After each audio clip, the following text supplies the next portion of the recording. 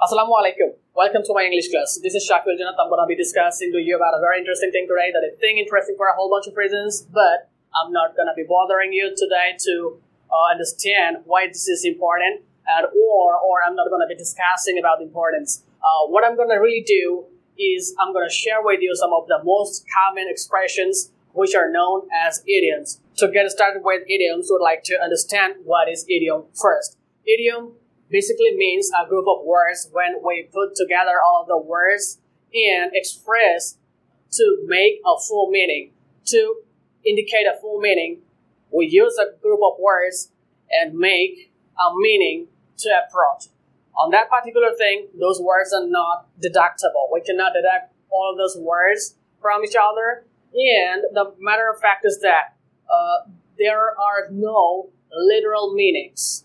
That means the word cannot provide you the individual meanings for each of the words. So those words are put together, those words are expressed like a whole thing, and to identify or indicate a meaning, we use those words together.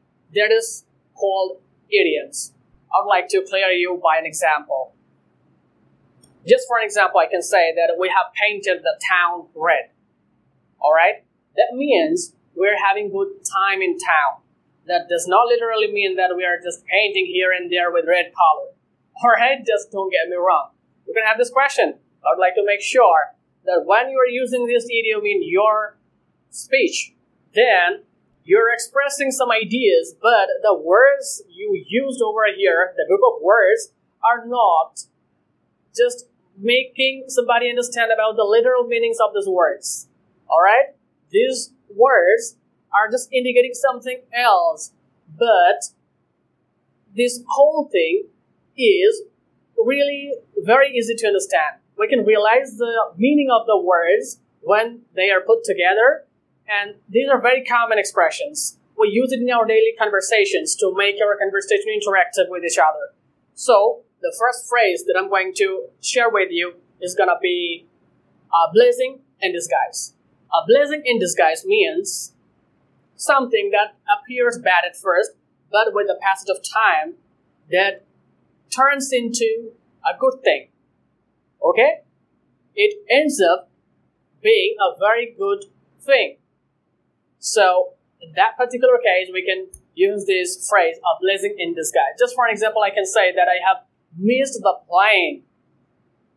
Alright? So, missing the plane is a blessing in disguise.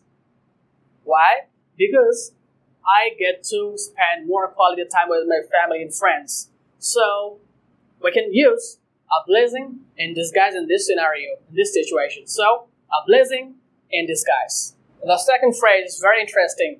This is a sandwich sort of a picnic. When do we use this type of idiom?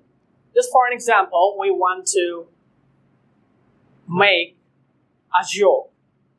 This is a humorous way of saying that somebody is a little bit mad, somebody is a little bit stupid. Alright? So, he might be a sandwich sort of a picnic. When should we use this? Like, for example, I would like to mention one thing like somebody is going to Sweden in winter, but he's just bringing some shorts and t-shirts with him. Is not even prepared with warm clothes for the winter, and we can make a joke. Alright? We can say, yeah, it might be a sandwich out of a picnic. So the next phrase is stone's throw. A stone's throw means something that is very close, something which is very near. And just for an example, we can say that the wedding is just a stone's throw from our house, and we can just walk in there anytime we want. So, that might be a bad thing to do, but we can use this as stone's throw in order to understand, in order to make somebody understand as well about something which is very close from our place, alright? So, a stone's throw. The next phrase is, action speaks louder than words. It means what you say is not that important, is what you do. Or what you do is more important than what you say. That means sometimes we say a whole bunch of things, but we don't do it. We don't actually do it. So, in that particular case, somebody can say, yeah, action speaks louder than words because they're very aware of the fact that we're not doing it. We're just saying something like that, all right? Just for an example, John keeps telling me that he's really going to solve the problem. But the fact is that he's not doing it. So somebody else in the conversation is saying, action speaks louder than words. Action speaks louder than words. That means John keeps telling this, but we cannot see that John is really doing that for us. So in that scenario, somebody can say that action speaks louder than words. The next phrase is very common. To add fuel to the fire.